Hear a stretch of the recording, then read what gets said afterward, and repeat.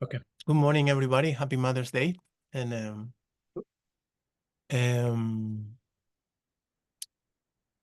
so I'm very happy that Iñaki is going to join us today for the last of these sessions in preparation for El Camino. Some of you know Iñaki from when we were in Spain, I think maybe 2019 or something. Okay, but I'll just say a couple words and then he'll give you a lot of practical wisdom in the terms of a dream yoga practice. So the first thing we should do, like always we do, just let's activate our motivation. So you can just, bring your awareness for a moment to your heart, just very quickly. And within the heart, just activate this experience of presence. Like you are here, you know that you're here. And then we activate the motivation, the desire that whatever we are doing, and this beautiful meeting that we are having, just may be of great benefit to us and to all sentient beings, to everybody throughout all the realms of existence. That should be always our motivation, or whatever we do may be of benefit to others. So that's very simple. Feel present and activate this motivation that this is of great benefit. Okay, so good. So just to say a couple of words about Iñaki, Iñaki and I have been very good friends for, what, maybe 20 years now, something like that. Okay, and he's an interesting kind of specimen within the human kind, because he's somebody he's a doctor in biology, and he conducts he's just sitting there in his house now in his wine room with his sweat with his sports clothes and stuff. But he's a big shot in the world of science. He's a big shot. He's a doctor in biology. He conducts a big team of research in the University of Barcelona. He lectures worldwide, and they invite him. He cannot say no enough to all the invitation he gets from all the world to talk in front of many people.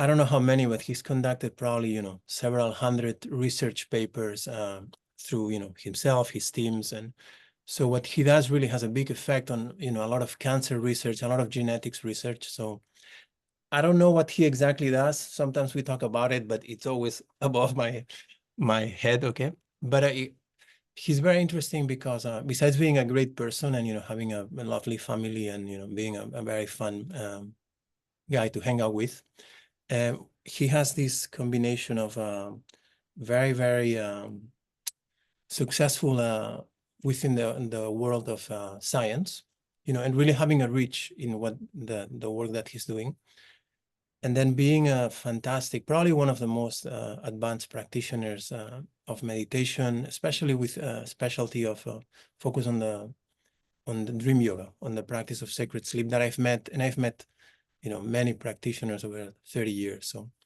he will never say any of these things, but I just want to give you a little background. So for you to understand that it's very unique to find somebody who, sometimes you meet practitioners and, sometimes you meet scholars or scientists, but it's very rare to meet somebody who, in a very organic, really without forcing anything, just has brought these two things together.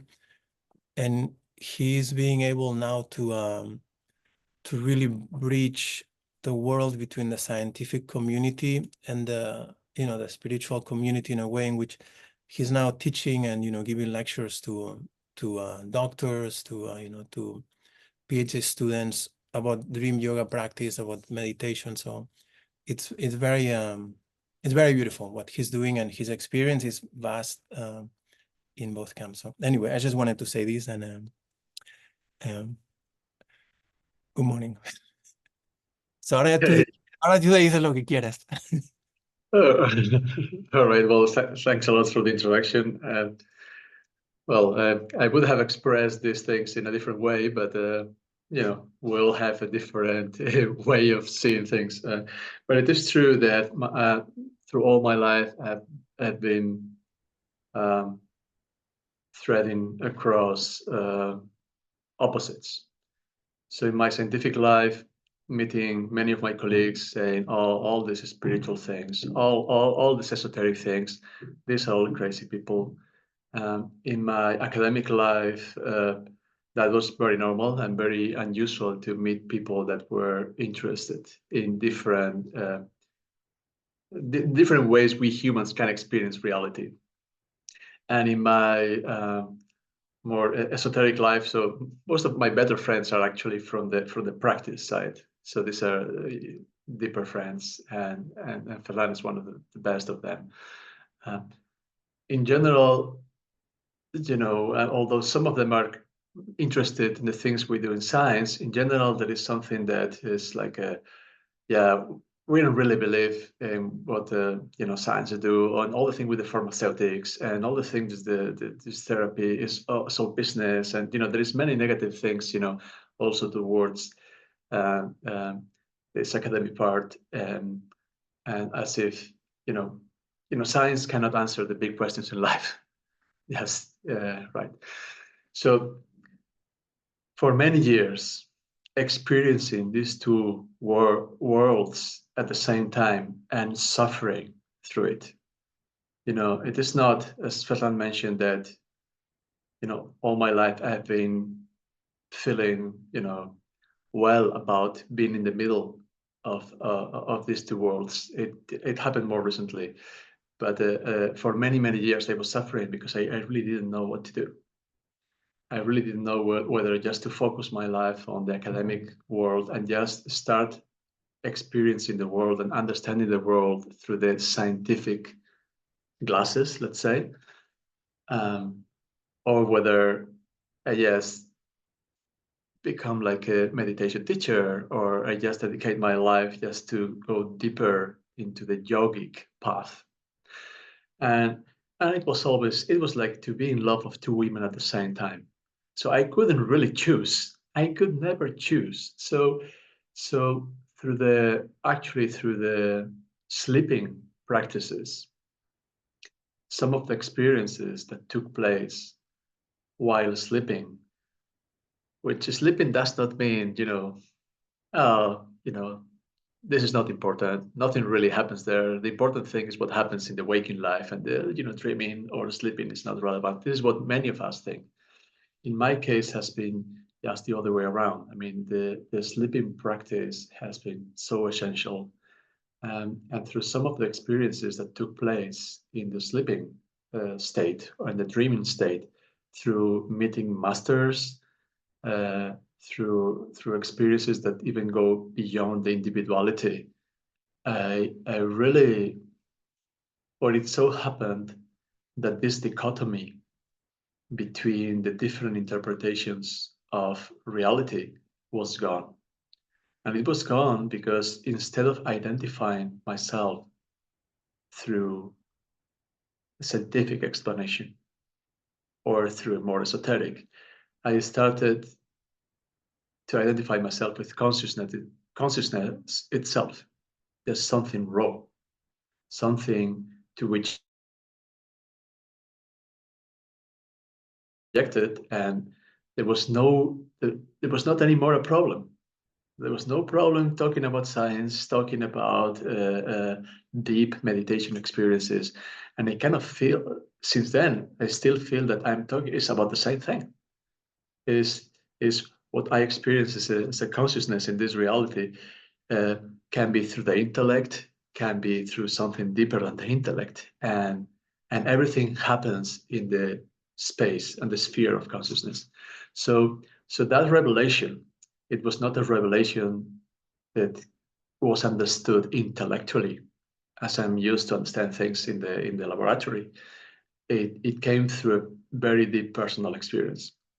And since then, it so happened that, you know, I always had in mind somehow perhaps to blend and to mix this more spiritual path and the more scientific part. And it never happened because it was not integrated inside. But since it became integrated inside,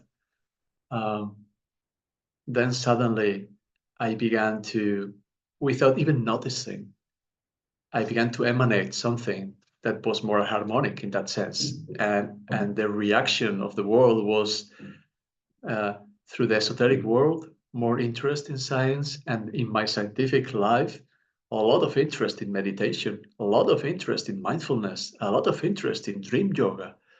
And I was like, what? Yesterday, just gave a lecture on dream yoga for 5 hours for like 25 master students. And a couple of days before, I was giving another lecture on something that is mindfulness for researchers. So there is not only an interest, there is need, because, the scientific explanations of reality is not enough. It's not enough. So there is such a need for one, to have resources to deal with stress, anxiety, this mental pressure. Many scientists, they have a lot of problems. When I give lectures on this to scientists, and I ask, how many of you sleep well? 60% say they have a kind of insomnia. How many of you feel from time to time anxiety or depression, or feel like this is like just too much? Many of them. How many of you have any tool to deal with this? Someday, well, I go shopping or I go to the gym, but there is nothing else than that. So there is a huge need for this, and this is part of my activities now. And imagine how important this for me is, because it's somehow, through one activity, I'm impacting the two passions, of my human experience, let's say. So, but Ferran invited me not to talk about the intersection between science and spirituality or meditation practice. It was more to talk about dream yoga or sacred sleep, or what happens when we close our eyes at night. And things can happen, and important things can happen, and there's ways of practicing that can bring immense insight about our experience. So the thing is that, since we're born until our last breath, we can classify. I mean, we humans and scientists especially like to classify things. So we can classify our experience into 3 different states: the waking state, the one we are now in, the sleeping state. So let's say the waking state is roughly 70% of our lives. And in general, in most of the world, this is considered the only important state, isn't it? So, and then we go to sleep to recover, to relax, to fill up the batteries, to wake up next day and start doing things, because that's the only important thing, our waking life. That's the only, real thing. So that's the common knowledge, or a common way of, most of the people do their, the important things in life are done in the waking state. Now, there is this 30% that's usually, as I said, is used to relax and recover, to continue our waking lives. And there's nothing to be done there. Now, what happens there is 2 different states. There is the one state that is the deep sleep, in which the ego, the personality, the individuality is gone. That usually happens after falling asleep. We are gone. We are dissolved into mystery. And we do this, just normally. Every day we do that, and we just don't notice that the ego disappears, which is something quite spectacular. But, through the force of habit, and, we experience that every day, but that's normal. And then something spectacular state. After this deep dream state, we appear in the deep sleep state. We appear in the dream state, and in the dream state, we can be somebody else. We can experience all possible things, and we do this, just it was normal, to have crazy dreams or nightmares, or meeting weird people, flying, doing whatever things, and then it's like wake up next day, and then we continue without just putting any, uh, without even thinking that this is somehow important, or there is something to be done in that state. Now, for you as practitioners, and knowing the at least part of the work that you are doing with Ferran, I'm very much sure that you're interested in, exploring life to, you know, not in a superficial way, you know, opening the different ways of perception, opening the heart, you know, broadening consciousness to start feeling and perceiving things that are, you know, beyond the surface of things. So there is ways to influence the dream state, and there is ways to do things that are incredible in the dream and the sleep state. And basically, there is two ways of practicing.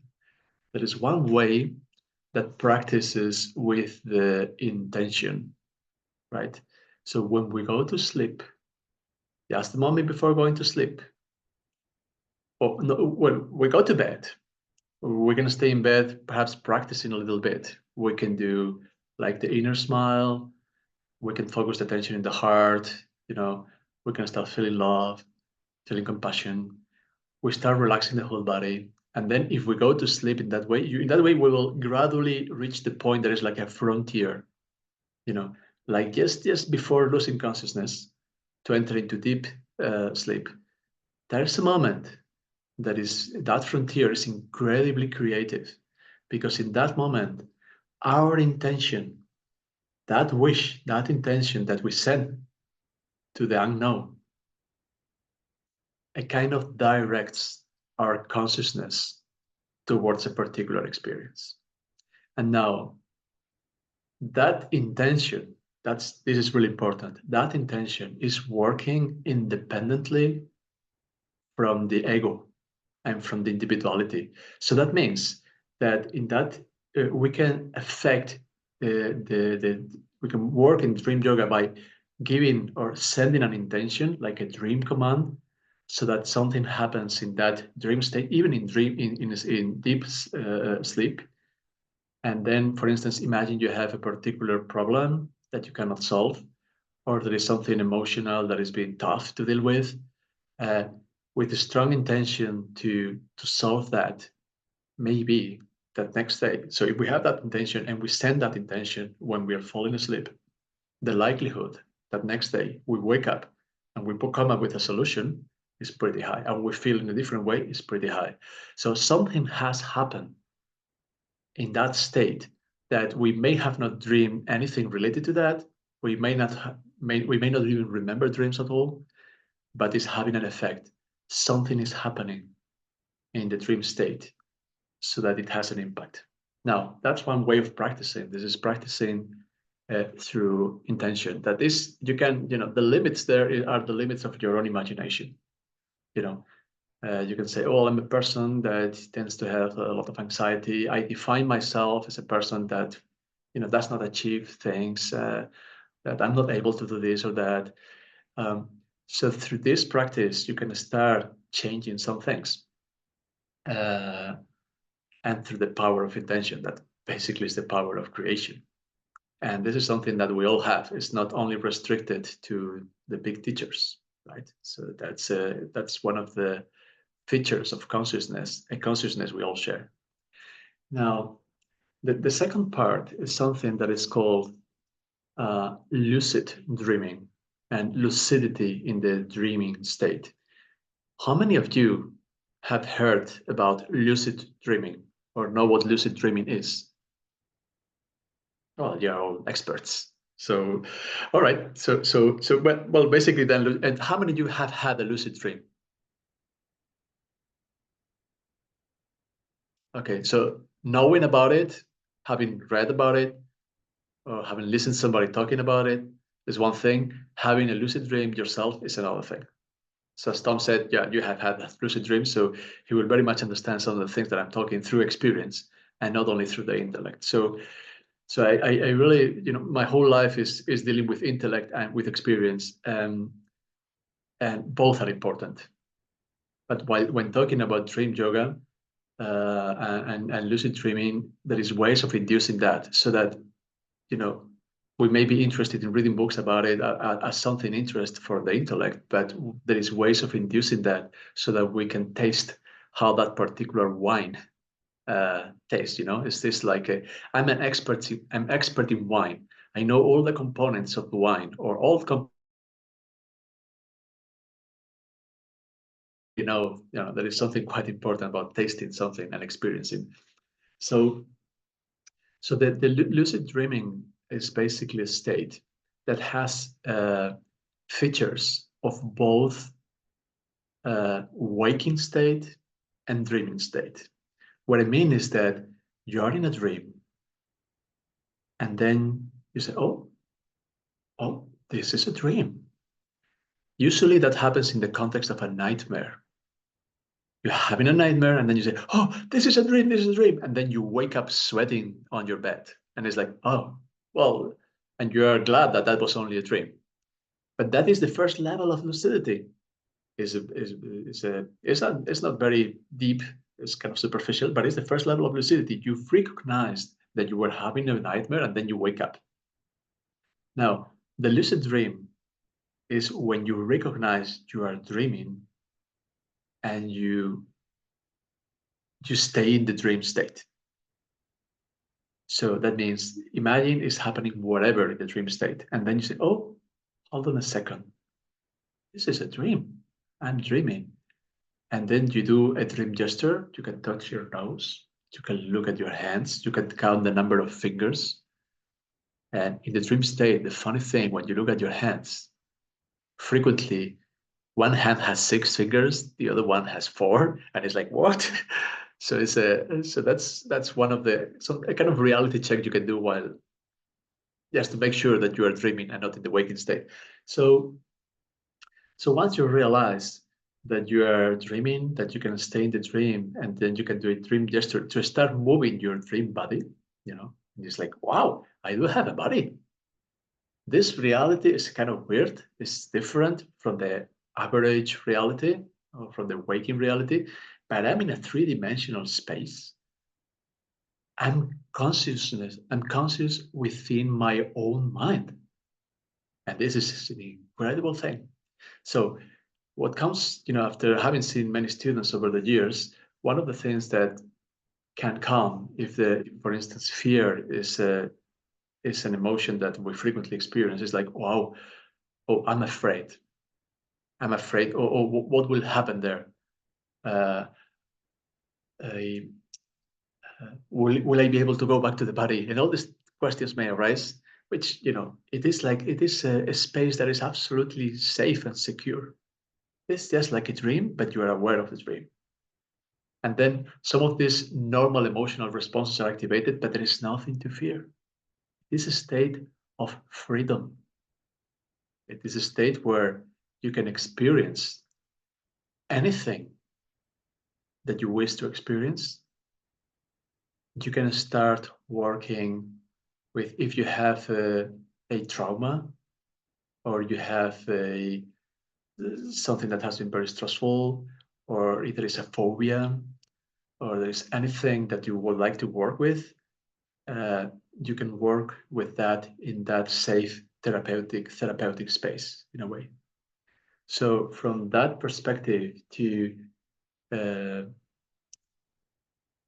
start like polishing personality, and start like harmonizing emotions, is incredible. And to deal with phobias and traumas, and like, if you have a recurrent nightmare, that is basically, there is something there in your consciousness that is knocking on your door on the surface. It's like, okay, I want to, knocking on the door like every week, recurrent nightmare coming once and once again. It's searching to be liberated. So, and I give you one example. So have you ever heard about Pamplona? Pamplona is the city in Spain with the bull running. Ernest Hemingway wrote this famous book. And then there is many people from all over the world that come to Pamplona to do this bull running, where these huge bulls, are set free in the streets. And then people, they are chasing the people, and people run, and then sometimes something bad happens, but in general, it's fine. It's not too bad. These bulls are huge. I don't know in pounds, but in kilos, it's like 600 or 700 kilos. I don't know how many would that be, but it's a huge animal, right? Full of muscles, and the horns are like this. Well, now, being from Pamplona, I have the classical nightmare, or I had the classical nightmare of somebody that is born in Pamplona. That means that I'm dreaming and a bull is chasing me. So a bull escaped from this area and was running free in the streets, and I met this bull, and then I started running, and the bull came after me. So that's a nightmare I had since I remember, probably 6 years old, 5 years old, until the age of probably until the age of 30, something like that. So imagine every week.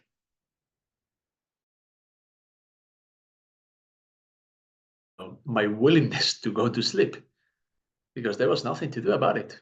So that dream came all the time. So the story was that the bull was chasing me, and then I went to my house, and then I walk up the stairs, and the bull was running up the stairs, and I was like, what kind of bull is this? Can open doors, can run up the stairs. And then I went to the ceiling and to the roof of the house, and I was running. I was like, what kind of bull can come up to the roof of a house? What's this? There has to be a kind of devil. There has to be something like very, very evil about this. So I was running, and then just before falling from the edge of the roof, I woke up. Every single time I woke up sweating on my bed, like breathing like a bull, and thinking, wow, good that it was just a nightmare. But that nightmare came back again all the time. Now, when I started to practice dream yoga and lucid dreaming, I said, well, I think I'm ready. I think I'm ready to ask the bull what he wants. And I will use that recurrent nightmare, because I knew it was going to happen in 1 or 2 days. Well, it was happening again and again and again. So I programmed myself through the intention that I mentioned before. The intention is the key of dream yoga. I said, the next time I have that particular nightmare, I will recognize the dream as a dream. Within the dream, I will turn back and I will ask the bull what he wants. Now, next night, nothing happened. I had a different dream. But the night after, there was I, running again, running up the stairs, going to the roof. And I was running on the roof of the house. And then I was like, okay, the intention, the mental program got activated. And I said, oh, this is a dream. There is nothing to fear. This Iñaki that is running, that bull, are made out of subtle mind images. It is not something that there's nothing that can harm me. So I turned back, I stopped. I recognized the dream as a dream. I turn back, and then I look at the bull, and then suddenly the image changed from the roof of my house to this beautiful landscape of Arizona. It was like a Sedona, right? All this, this incredibly beautiful landscape. And then the bull was there. Imagine all that landscape. The bull was there in the middle, and I was there. There was nothing else. And I asked the bull, because in dreams, I think bulls can talk any language. That's no problem. So I asked the bull, okay, now, so what's going on? So why are you coming back all the time? What do you want from me? And do you know what the bull said? Nothing. The bull was nothing, saying nothing. It was becoming more and more fierce, like bigger, and the horns were like this, and I could see all the reflections of the muscles were like, it was like, okay, and then it was like, I don't know how to say that in English, like, doing this on the floor with the well, You understand what I mean? What bulls do, this kind of thing, and I was like, okay, but what do you want? And then I was becoming a bit nervous because, I mean, think that it feels real. It's a three-dimensional reality. And I was there with a dream body, and the whole thing, I was in Arizona in that dream state. And it felt very, I knew it was a dream, but it felt real. Now, the bull started running towards me. And I was like, okay, my first instinct was to turn back and start running as fast as I could, because that beast was very scary. Now, and then I said, I have not come, so far, and after so many years of having that nightmare, to be here facing the bull, I have not come so far to start running again and repeat my normal pattern, that is running again and escaping. And I said, okay, if you're not talking, I just giving myself to you. I opened my arms and said, if this is my last breath, I accept it. So I accept it. It's like because it was a dream state. I knew it was a dream, but it felt very real, and it was like and these normal emotions, like were activated again, and I was like, well, I said, okay, are you relaxed? Absolute peace. I close my eyes. Whatever happens, I accept it. And then I start feeling the horn of the bull, like coming here, just below my ribs on this on the left side. Just like I started how I feeling how this horn was entering to my flesh, the dream flesh, and then suddenly the whole bull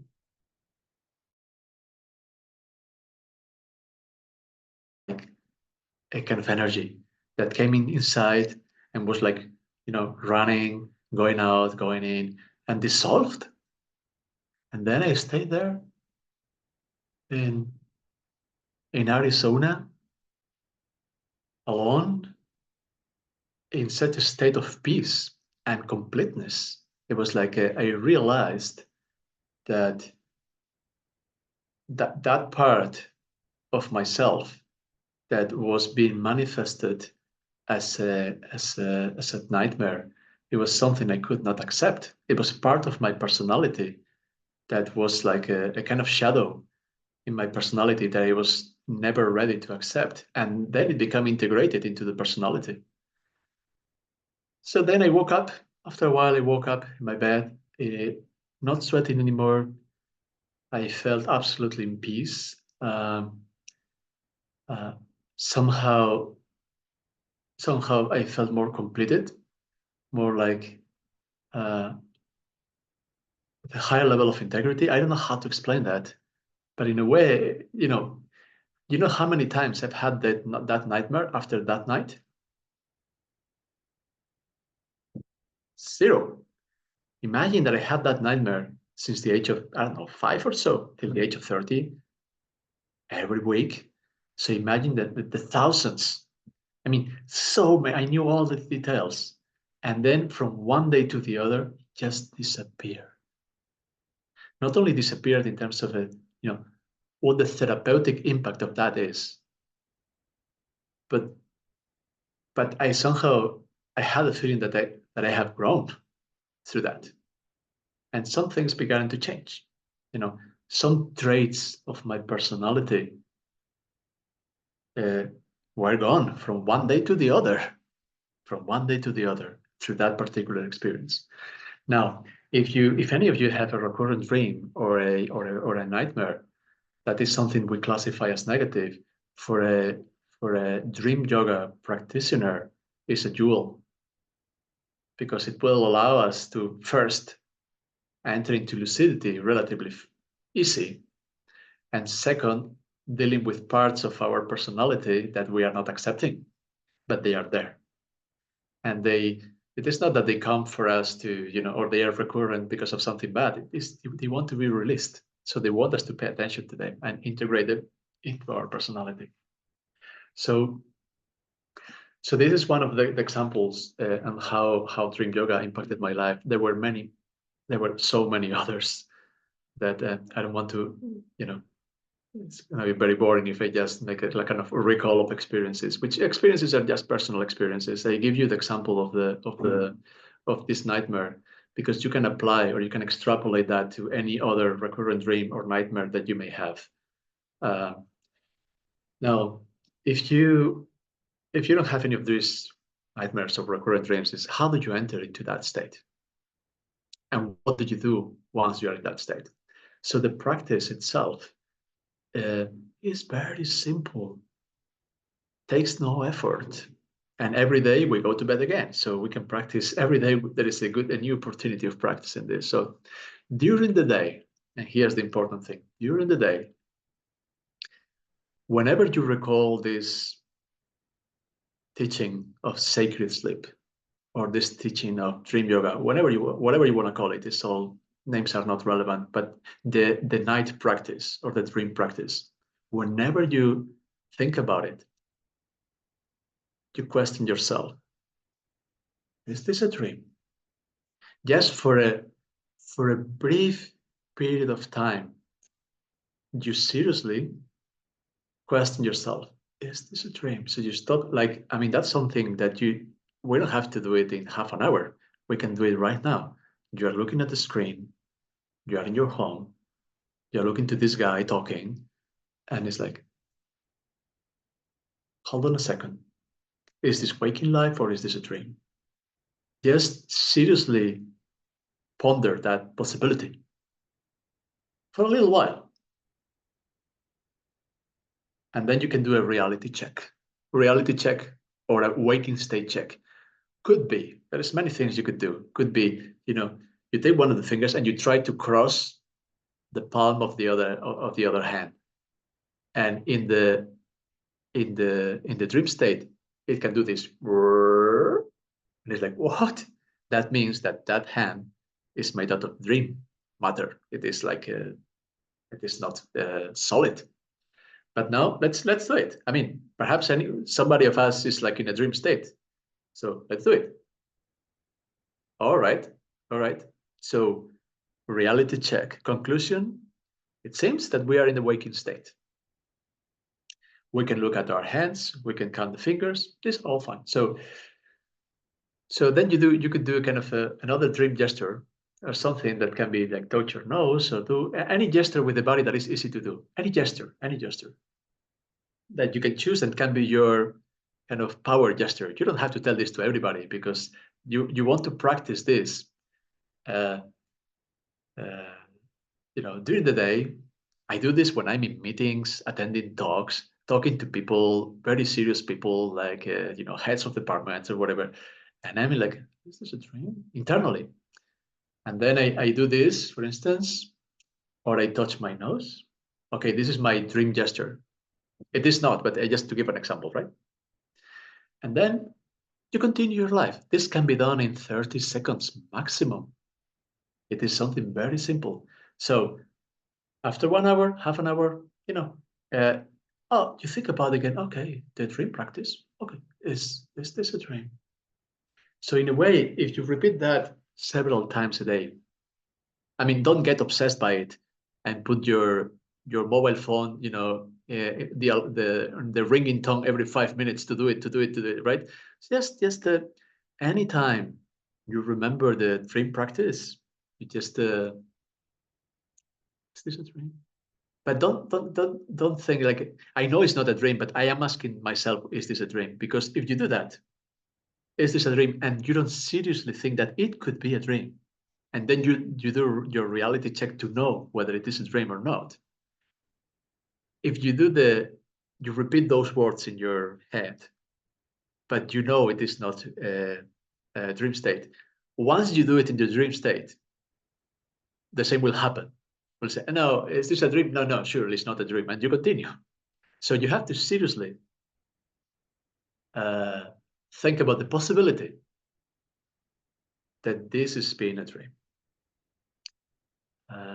It's something. Don't take this too seriously. It's like just some seconds. For a while, you do your dream gesture, reality check, you continue. Now you're creating a program, a habit in your mind stream. Now, one day, as you do this in waking state, that is the one that we can control more. One day, you're dreaming, and then it's activated, and then you ask yourself, is this a dream? You're dreaming. You do your dream gesture and you reality check, and it's like, oh, yes, I am dreaming. I am conscious. I've woken up in the dream state. Now, the normal thing is that if you practice this and you accomplish that feat, of recognizing the dream as a dream, you are so happy and so excited that you wake up in bed. Because if you have strong emotions in the dream state, that consumes a lot of psychic energy. So either you have a lot of fear, so negative emotion, or positive emotion consumes psychic energy. So you're awake, you're back in the connected with the body, and you're on your bed, right? So that's fine. That's what happens to many practitioners. In some cases, the practitioners are able to stay in the dream state for the first time. Even the first time they do it, they can stay there, and they say, well, you can fly consciously. You can sink into the heart of the earth. You can change the form of your body. If you desire to meet a teacher because you are searching for knowledge, you can meet a teacher in dream state, and you are contacting with the archetype of the master, which is inside of every of us. So now the shape that particular master will take in the dream state could be the shape of Ferran, could be the shape of Dalai Lama, could be the shape of a priest, could be whatever. But in reality, we are contacting with something very deep of our consciousness, right?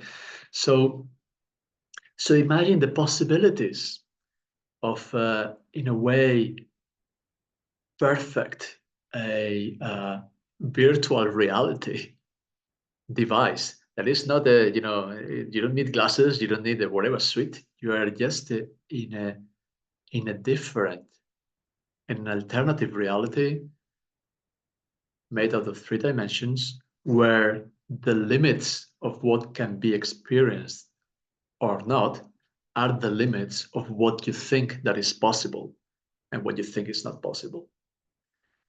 Examples are like, in my case, I've done all possible crazy things. So I'm sitting there in a mountain and I see another mountain very far away, and I can transfer myself automatically from one mountain to the other. For instance, I've changed the shape of my body to the shape of an eagle, and I was flying inside of an eagle, like feeling that, or a snake or whatever animal. And you kind of experience the world as if you were a different animal. Inside you are there, but you feel inside. It's a kind of it's an incredible sensation, right? You can even be consciousness without even having a dream body. You could go to, for instance, one night I felt like I somehow watched a movie in which there was Saturn and the rings of Saturn that were made out of stones, and I was like, it would be incredible just to go to Saturn and sit on one of those stones, these huge rocks, and meditate there. Well, I did that in terms of an experience. So I went there, I sat down, and I couldn't see the rings. I just saw all these rocks and this huge planet. But I could see next to it. I could see Jupiter and all the it was like an incredible experience. Now you could also do, I mean, all kind of possible things that you wish that you would like to do? Like once I watched a video on apnea diving. There's these people that sink into the ocean just by holding their breath.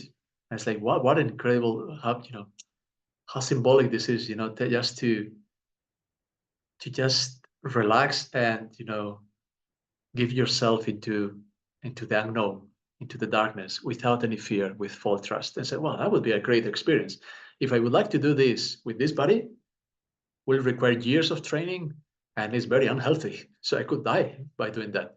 So I had that experience through the dream yoga. And so I'm giving these examples not because they are good examples, it's because I want to illustrate that anything that you wish to experience, it is possible in that space. If it is something that you want to have, something that is therapeutic, because there is some things that you'd like to fix or to change, it works incredibly well for emotional and mental conditions.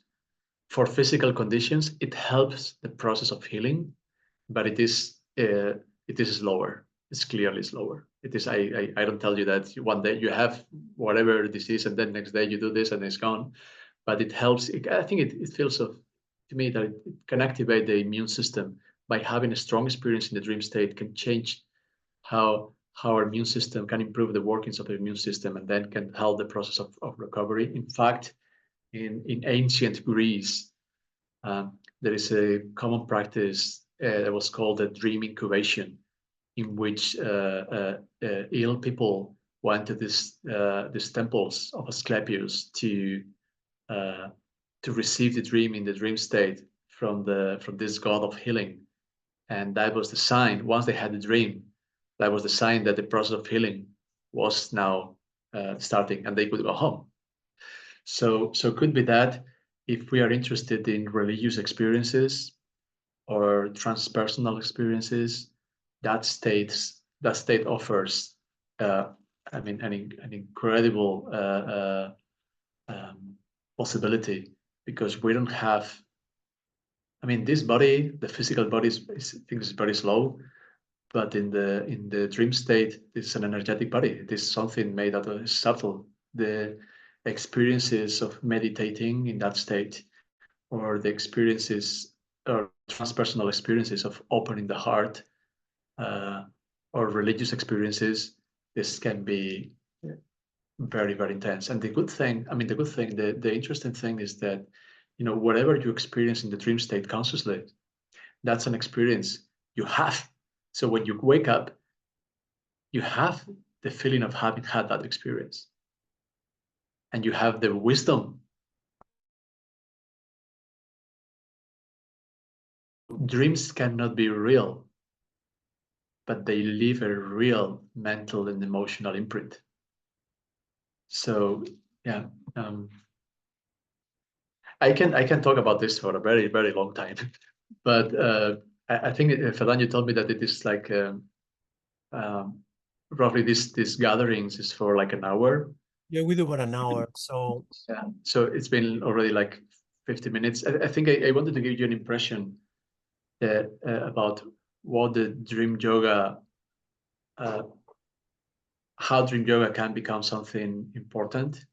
Another thing is that there is some requirements to develop dream yoga, and some preliminary practices. And one of them is to remember the dreams. So to remember dreams, there is some ways or some strategies to improve the recalling the dreams in the morning. Another one is to have a kind of emotions should be kind of balanced. I mean, but the emotions are never totally balanced, but as much as possible. So at least to do some practices to deal with emotions, concentration. To maintain the lucid dream state, there is need. We need to have the ability to focus, because otherwise the dream state cannot be maintained. So these are all things that can be achieved through meditation practices. We should not have a huge sleep debt. That means that we should sleep, many of us sleep less hours than what our body and mind require. So if we have a sleep debt, it's difficult because then there will be a bit deeper sleep, and then there is not going to be a lot of clarity in the dream state. So we should, start sleeping a little bit more to have a bit more a lighter sleep in the second part of the night. That is the part where we have more dreams. And also for recalling the dreams, the strategy is rather simple. The first thing, maybe we don't remember our dreams because all our life we thought that dreams are not relevant, and they are just dreams. And as they are just dreams, it's not so important to remember them, right? Now, that's something we have to revisit. That if we have that, we have to revisit that particular thought. So if we really want to develop the dream practice. So the first thing is that, dreams are important, and they could have a huge impact, a huge positive impact in our life and the life of every single person and being we meet.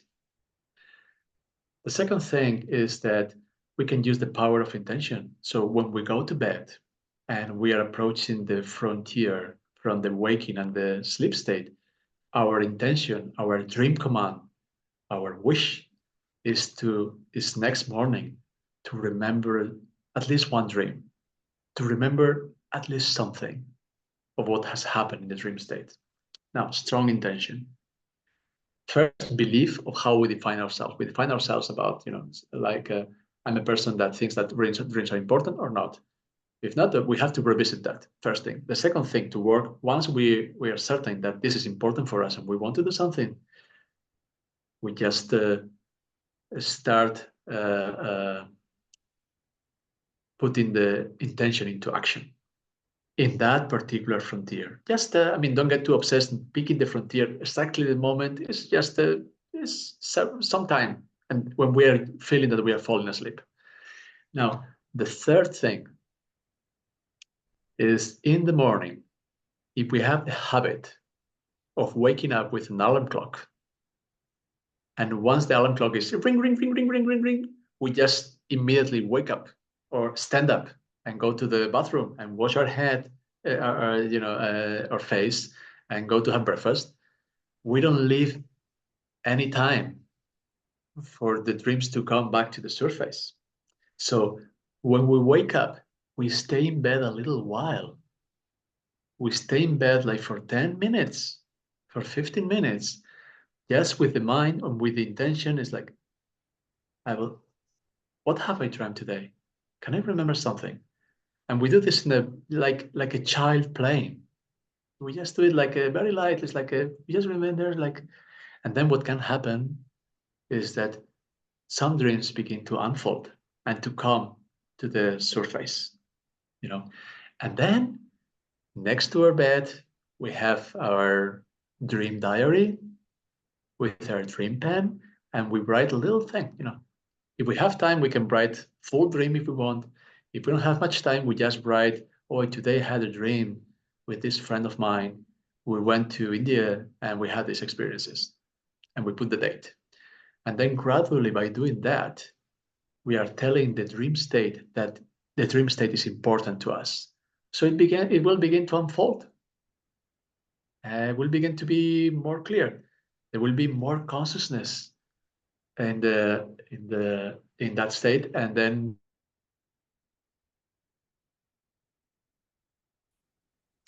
more complete, because we are not only putting importance to the what happens in the waking state, but we also are considering the experiences that happen in the dream state. And there is many different dream experiences that we may have, and some of them we will never say again, these are just dreams.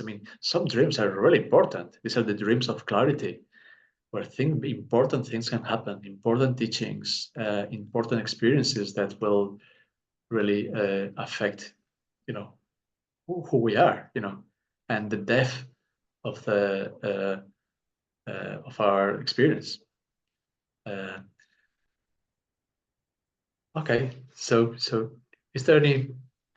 I don't know whether this is interesting or not, but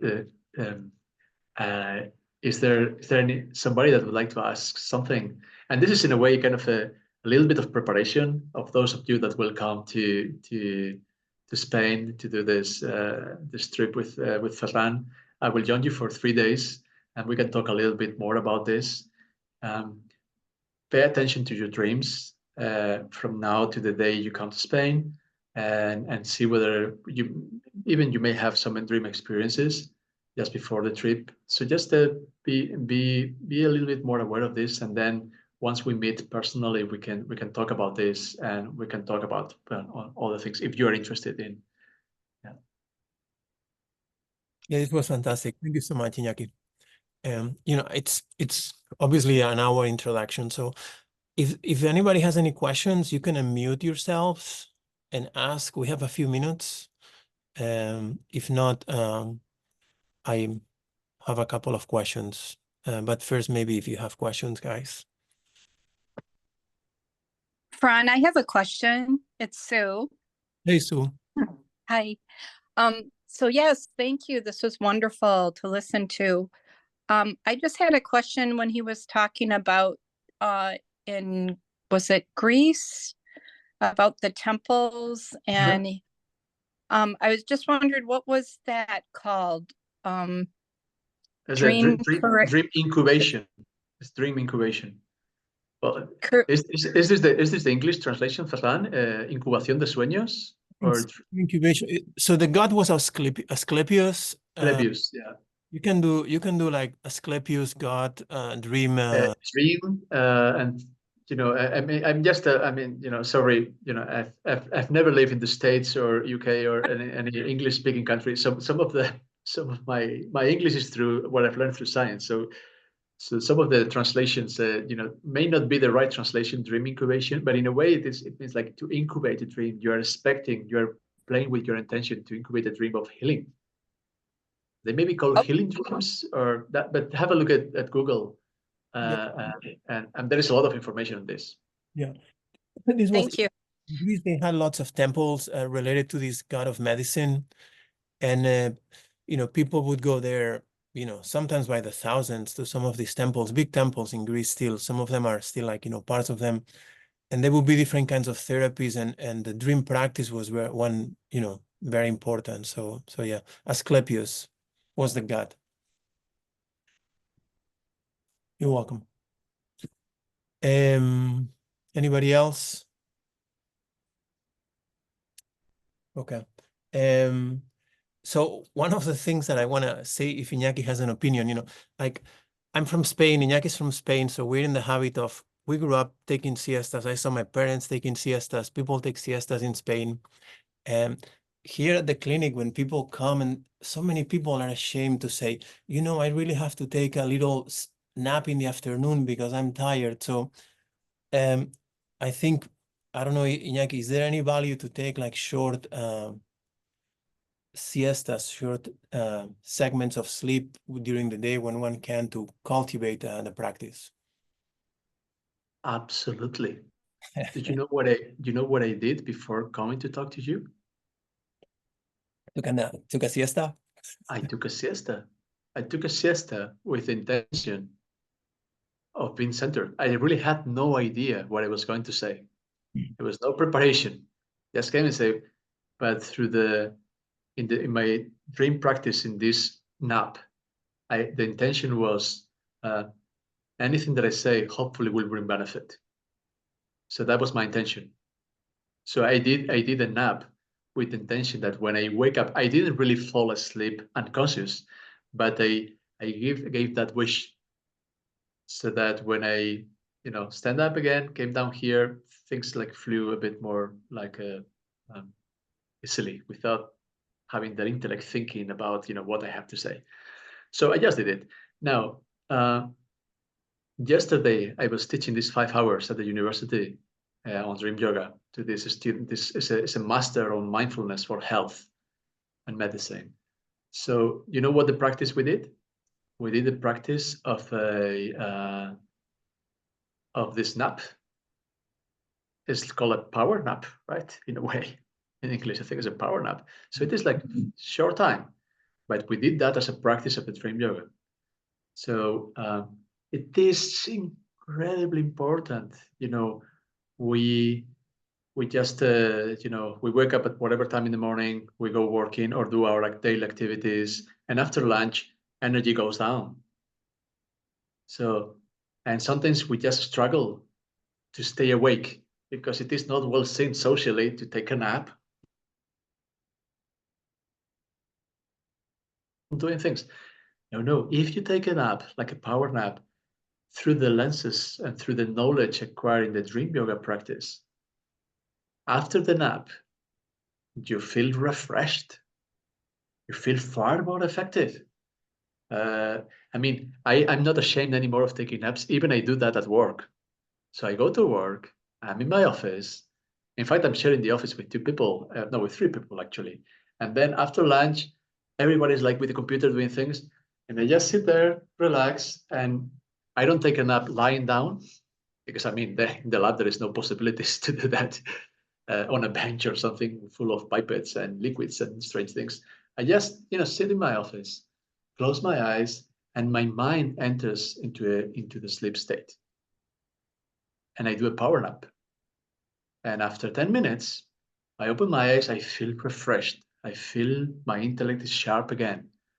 So it has immense power. So when I work from home on our weekends, I always take naps. This is this is the Spanish contribution to the yoga of the world, right? How do you call it, this, Ferran? The Iberian yoga? Yoga Ibérico. Yoga Ibérico. So it is an important part of the dream practice because it gives you one additional opportunity to exercise the power of intention. And in my case, years ago, I was doing that a bit longer, and I could enter into lucidity in the siesta or in the power nap, because the quality of the sleep is more superficial, and then it's easier to recognize the dream as a dream. Yeah. Thank you. Very important, very important. Yeah, I think it's also incredibly healthy to do that. Yeah. Thank you. There's another here is asking,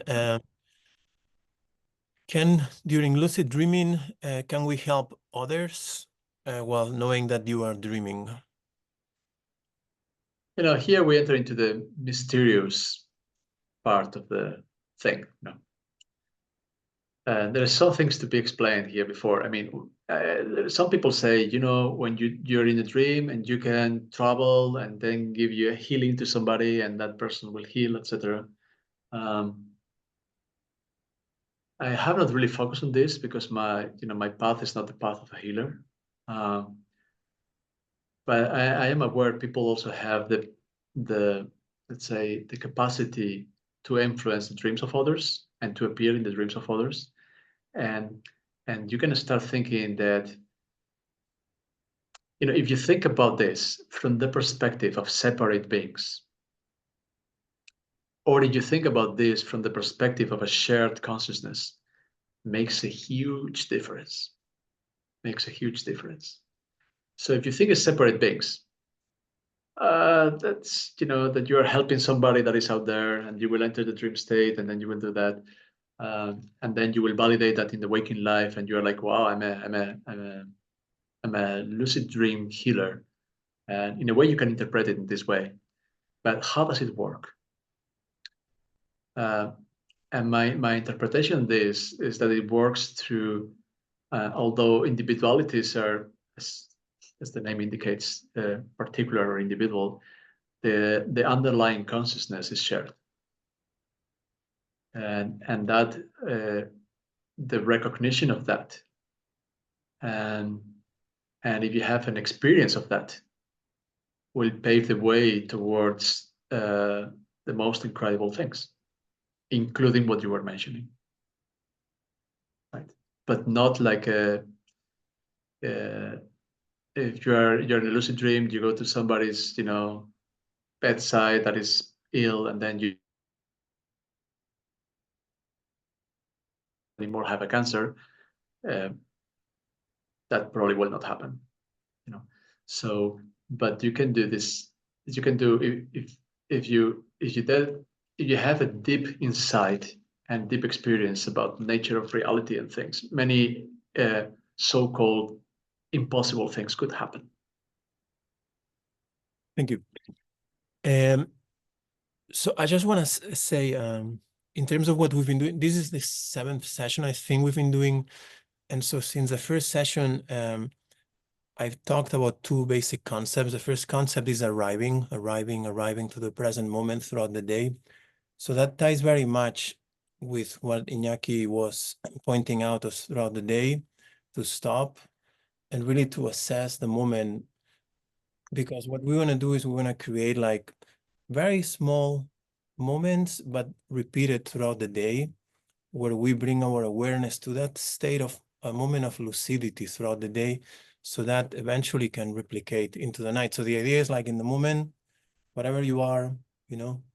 So now connected to the practice of dream yoga, I had called it arriving at the beginning, but now, so you're, oh, is this a dream?